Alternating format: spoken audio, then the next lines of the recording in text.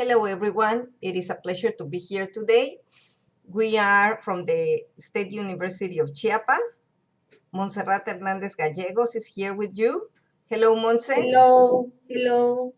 Mayra Méndez Tercero and Gloria Gutumoguel. Okay. Our conference in Spanish is called Inglés Comunicativo y Competencias Socioemocionales en el DIF Tapachula. In English, it's called Communicative Basic English Course Design and Socio-Emotional Competences for Children at Centros de Asistencia DIF Tapachula, Chiapas. Monse is going to start explaining the context. Hello, Monse. Hello, everyone. I'm going to explain about the contents.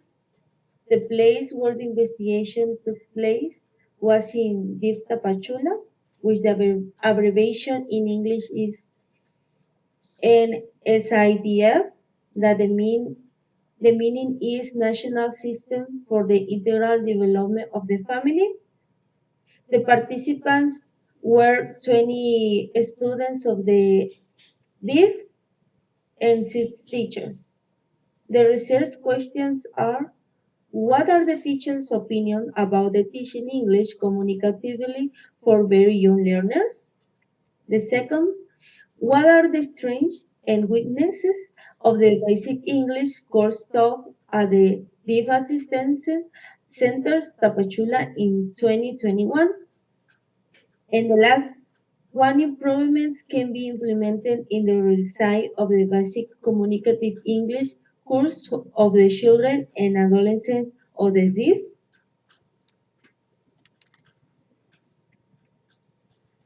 The main goal and justification. The main goal of this research was to design an English basic communicative course for children and adolescents of the DIF Tapachula. The research tools used were the questionnaires of teachers, DIF students, and administrators. And the research methodology used was the action research through an education intervention. And the stages were 3 stages. The first was documental research and needs analysis. The second, educative intervention with course and workshops. And the last one, implementation of research and instruments and results.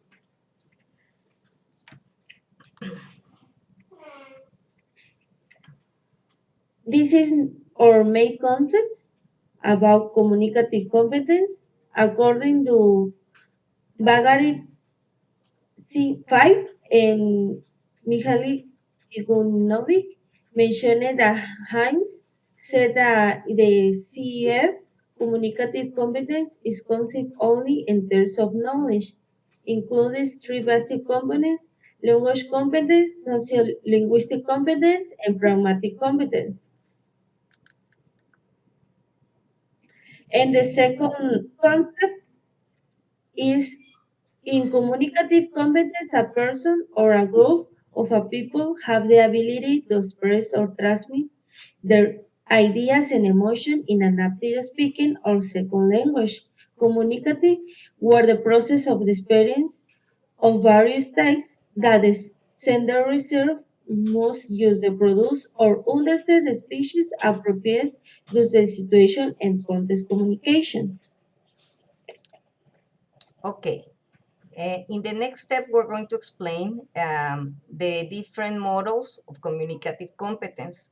The first model was introduced, well, this is not the model, the first one that started trying to differentiate linguistic competence from performance was Chomsky from 1957 to 1965.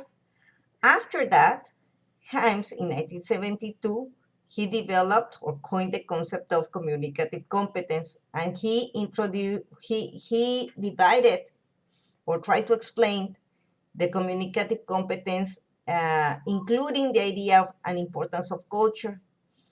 Therefore, we had he mentioned the linguistic competence and the sociolinguistic competence that included all the cultural aspects related to this Canal and Swain in 1980, they also tried to explain and develop three different areas: grammatical competence, strategic competence, and sociolinguistic competence. Grammatical competence and linguistic competence are usually referred to the grammar and the linguistical part of the language. Sociolinguistic competence, as we mentioned before, the cultural and the cultural aspect of the language. And the strategic competence, it was a new concept. It was very interesting because it was ways to be able to communicate even when like the spoken language was not the best part. So they used this strategic competence to be able to communicate. After that, we had Canal. Canal, well, he introduced another concept that it is very common up to date, that is called the discourse competence. This discourse competence was later on explained by Bachman as the pragmatic competence too, that they paid a lot of attention to the use of the language. So Bachman, 1990, had 6 categories in his description for communicative competence. Later on, we have Celce Murcia et al. In 1995. In this case, they had four concepts for this: the linguistic competence, discourse competence, actional competence, and sociolinguistic competence. It was, again, very interesting to see how each one of them was introducing or explaining in more detail each one of the competences. Later on, in 2001, the Common European Framework of Reference, 2001, divided these communicative competence in linguistic, pragmatic, and sociolinguistic competences. If you take a look at this on the internet, you will be able to distinguish each one of them in a very specific way. Later on, in 2022, a new competence was added, or they started talking about this new intercultural and plurilingual competence. In this research, advance of research, because it's not finished in this advance of research, in this thesis, well, the researchers decided to focus on this last one, the Common European Framework 2022. And this is the link if you want to enter.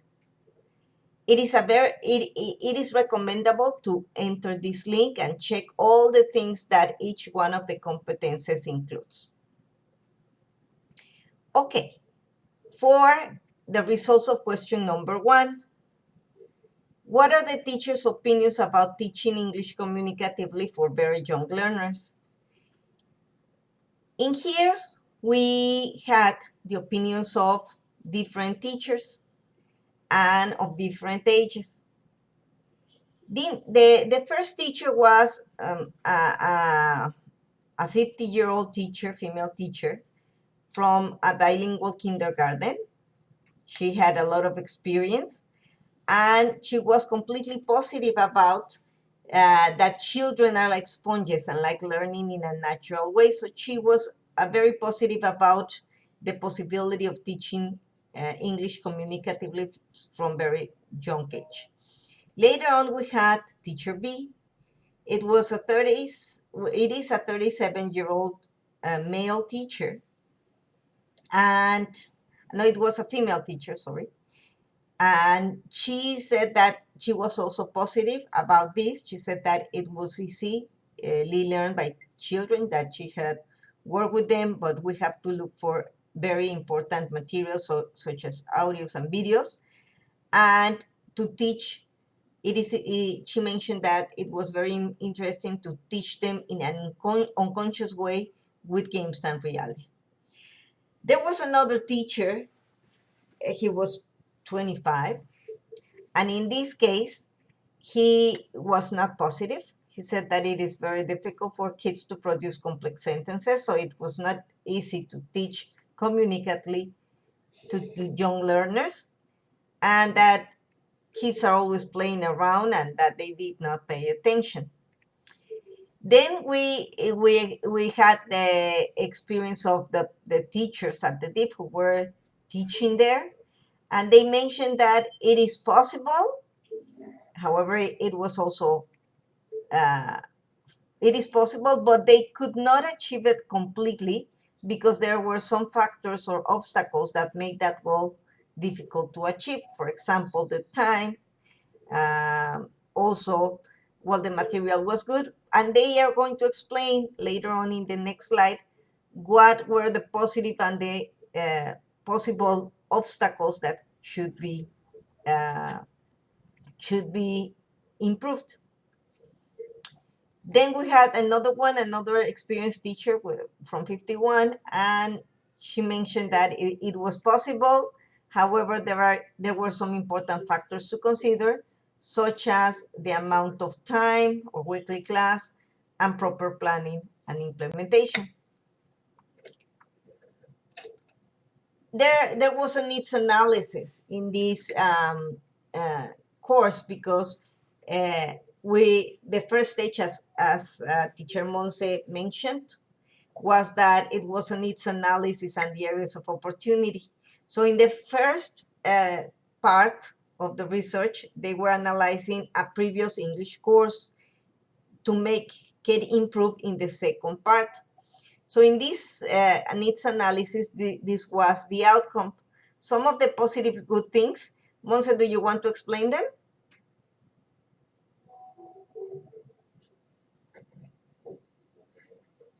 Yes. Okay. And we have the positive, good selection, preparation of material, teacher well prepared, top vocabulary through sounds, fully motivated students and teachers, diversity of topics, good collaboration and good relation among teachers and students, integrate values, positive institutional support from DIP, and the negative about the course is our topic organization is checking.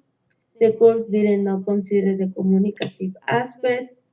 Not enough time is exposed for English classes. Few classes per week. Socio-emotional competence in children were not developed. Difficult to standardize the instruction and difficulty of activities for multi-age class and mobility. No technology, no internet available, no appropriate space for teaching. Okay, these were, as we mentioned, in the first stage, it was an analysis of the first course implemented in 2021. Okay, now the second one was what areas needed improvement. Well, as you can see here, there must be an improvement in the organization and transition of topics. So this is what the researchers are working on.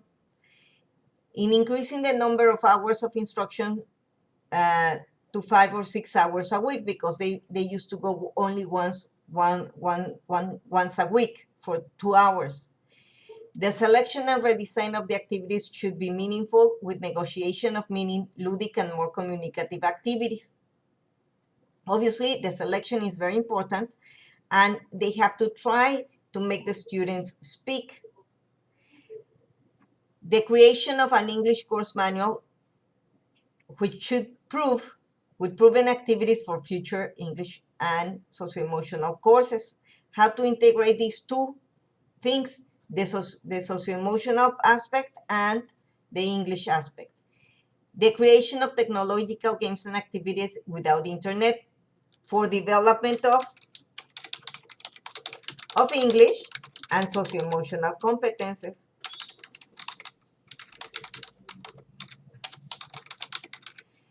The English communicative manual should include the corresponding lesson plans for each activity. And this manual should include also the socio-emotional competence to work on and the values.